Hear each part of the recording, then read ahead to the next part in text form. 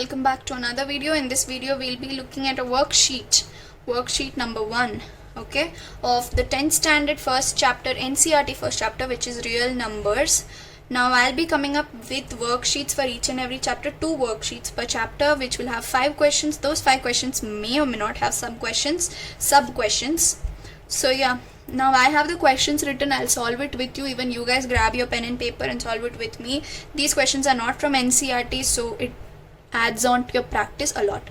Now the first question is, write the following rational numbers in decimal form. Now how do you write this in decimal form? Now if you look at my previous videos, you'll have a good idea about this. Check them out. Okay, now when you have a fraction in the form of a number in the numerator divided by 1 followed by 0 form, you can easily write them down in a decimal form, okay, which is 0.42. This is common sense, number sense. Basically all of you will know this, that if you have a number divided by 1 followed by 0's form, that is 42 divided by 100 or 1000, all you have to do is, if there are 2 zeros after the decimal point, you will have 2 digits. Okay, if you have greater than this, that is if you have 3 digits, you will add a 0 before 42 so that you have 3 digits, because you have 3 digits if you have 3 digits in the denominator, that is after 1 if you have that many zeros. So this in the decimal form is 0.42. Now let us look at this one. How will you do this? Now this is 372 divided by 500. Now when you do the LCM of 500, now again you'll have to take your calculator, you have to sit and do your long division. So let us convert this into a number divided by a 1 followed by zeros form. So when you find out the LCM of 500, that is, now you all know that when a decimal expansion is terminating, it should have 2 to the power m and 5 to the power n format. That is, you should have only 2 and 5 as its prime factors. Then only this fraction, when you convert into decimal, it will be terminating, right? That is one point. Now what will you do to make it 1 followed by 0 form in the denominator? Find out the LCM of 500. You will get 5 into 5 into 5 into 2 into 2. Okay, this will remain the same. Now when you have found out, you have got 5 to the power m and 2 to the power n format, which you can write it down as 5 to the power m, that is 5 cube, and 2 to the power n form. Refer to my previous videos, you will understand what I am telling. Now yeah, 327 divided by 5 cube, 2 to the power 2, sorry. Now when you multiply general knowledge is that when you multiply 2 into 5, let me explain it.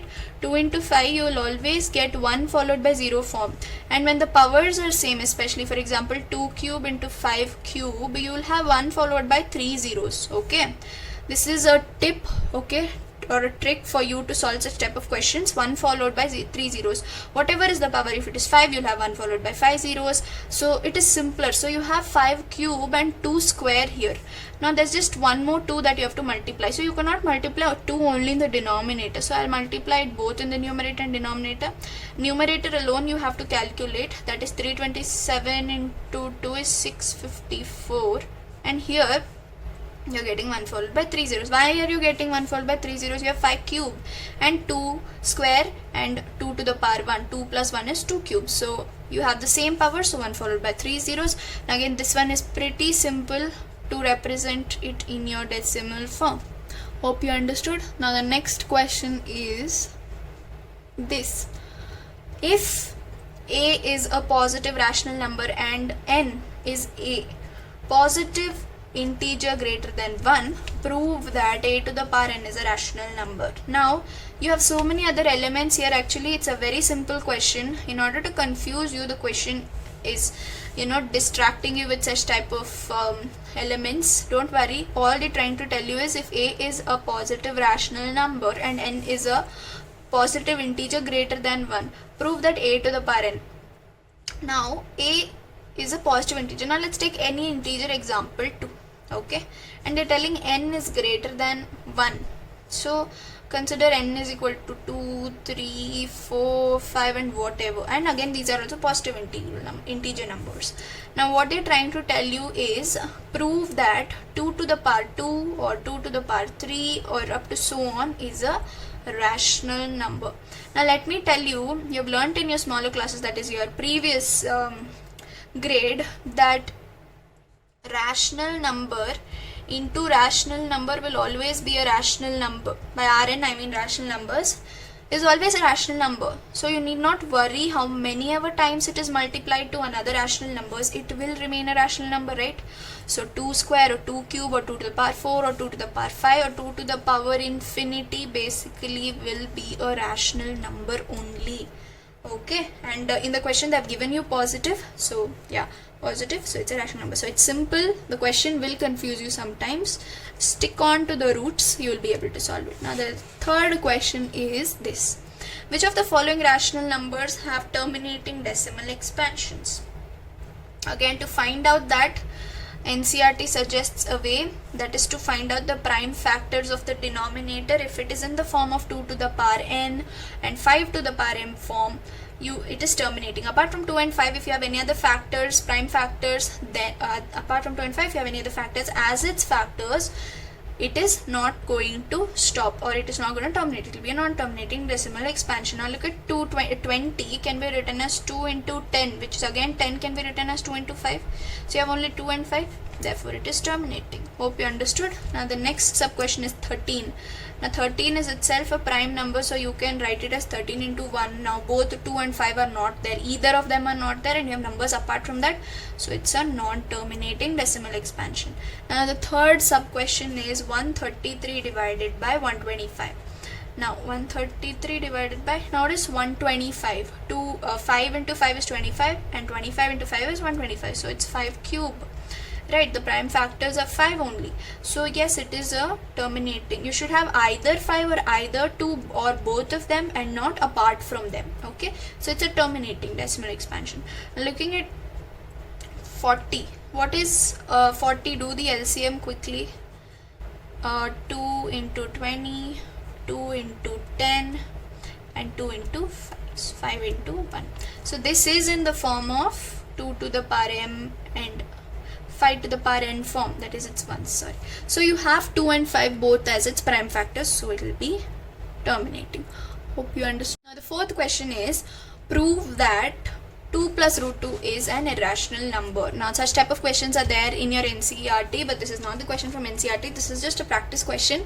Now you guys should know, okay, that root 2 is an irrational number because root of a prime number is always irrational. Now for the sake of the question we have to prove. Now first step is to assume contrary. In your exam, follow these steps, write it elaborate, I am writing it in short. That is, we are going to assume contrary. By contrary I mean opposite, that is, they are telling irrational, we will assume it to be rational. When you assume it to be rational, it is in P by Q form. So I represent 2 plus root 2 as A by B, wherein A and B are integers which are in P by Q form, basically rational form.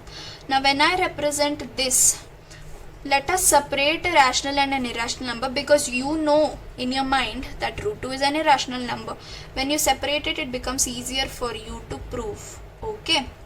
So this can be written as A minus 2B by B. Now this entire thing has become rational including 2, right? But what are we doing? We are equating root 2 to A minus 2B divided by B, right? Now that means that this is equal to this because there's an equation symbol. Rational number, we are equating it to root 2, but you know that root 2 is irrational. Now why did this come? Why did we land up at this equation? Because we had assumed wrong. We had assumed wrong, our assumption was wrong. Since our assumption was wrong, we landed up at root 2 being a rational number, being equal to a rational number. Therefore, our assumption is wrong. It's because of our contrary assumption that we landed up at this equation. Therefore, we get back to the question, that is 2 plus root 2 is irrational. Okay. The next, that is the last question from your worksheet, is this. Give any give an example to show that rational number multiplied by an irrational number is a rational number. It's not difficult. I'll tell you how. Show that a rational number multiplied by an irrational number. But you know that rational number into irrational number is always an irrational number. We've learnt in our previous grade, that is in 9th standard. But what do we prove now? How do we do this? Now, is 0 a rational number? Yes, 0 is pretty much a rational number. And 0 multiplied by any number, whether it is rational or irrational, you're getting back 0, which is again a rational number. Right? For example, 0 is a rational number. Take up an irrational number. 2.1346, so on. It is an irrational number, never ending, non-terminating decimal expansion. You are getting 0. Right? Now this again 0 is a rational number. That's it. It was simple.